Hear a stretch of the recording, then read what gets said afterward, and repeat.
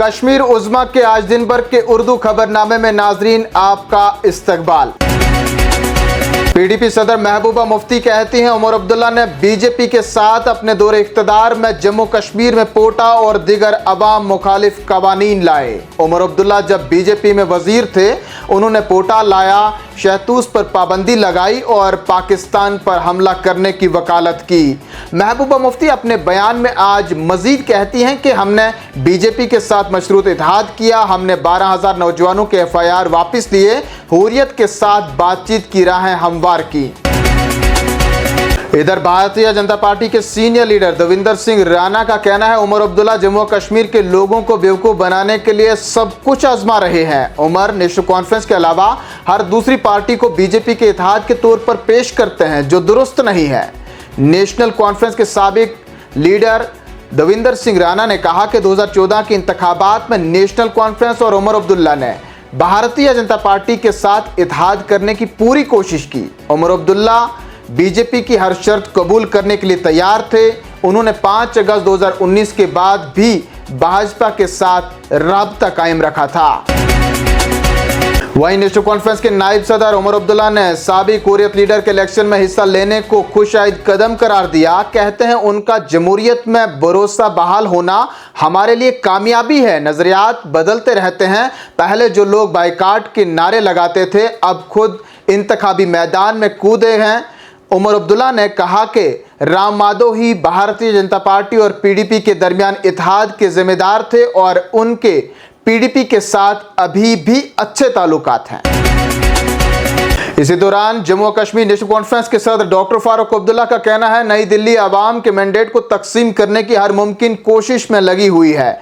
उन्होंने कहा कि आए रोज नए खुद साख्ता लीडरान मैदान में आ रहे हैं, लोगों को उनसे होशियार रहने की जरूरत है। डॉक्टर फारूक अब्दुल्ला ने कहा कि नेशनल कॉन्फ्रेंस ने हुकूमत में आने की आवाम की फलाह व बहबूद और राहत के लिए एक मुनज़्ज़म मंशूर तैयार किया है। जनूबी कश्मीर के कुलगाम और शोपियान अजला में मौसम ने करवट बदली, जिसके बाद तेज आंधी चलने की वजह से कई रिहायशी मकानों की छतें उड़ गई, जबकि निसफ दर्जन के करीब गाड़ियों को भी नुकसान पहुंचा है।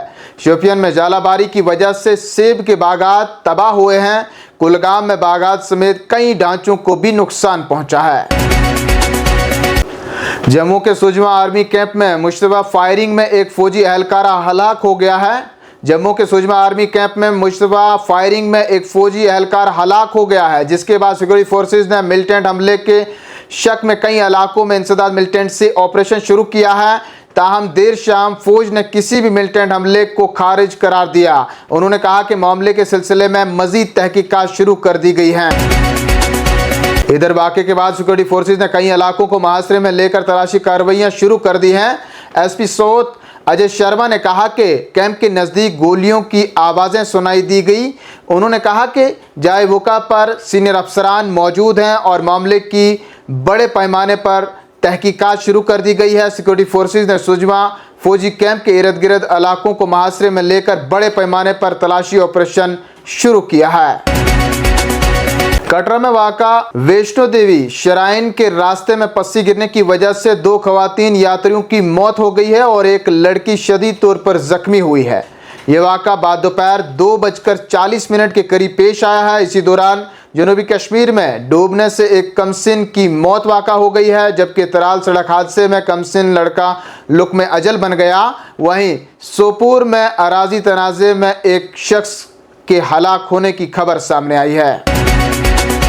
चलते चलते नाजरीन जानिए मौसम का हाल। वादी कश्मीर में अगले 36 घंटों के दौरान मतलब आलूद रहने के साथ ही हल्की से दरमियाने दर्जे की बारिश का इम्कान है। महकमा मौसमियात के तर्जुमान ने बताया कि जम्मू कश्मीर में 2 और 3 सितंबर को मतलब आलूद रहने के साथ हल्के से दरमियाने दर्जे की बारिश हो सकती है। उन्होंने कहा कि 4 और 5 सितंबर को मौसम मजमूई तौर पर खुश्क रह सकता है, जिसके बाद 6 और 7 सितंबर को एक बार फिर कहीं कहीं बारिशों के मुख्तसर मरहलों का इम्कान है। इन्हीं खबरों के साथ नाज़रीन शुमारा पहुंचता है इख्तिताम को। आप बने रहें कश्मीर उज़्मा के साथ, क्योंकि यहाँ खबरों का सिलसिला जारी रहेगा।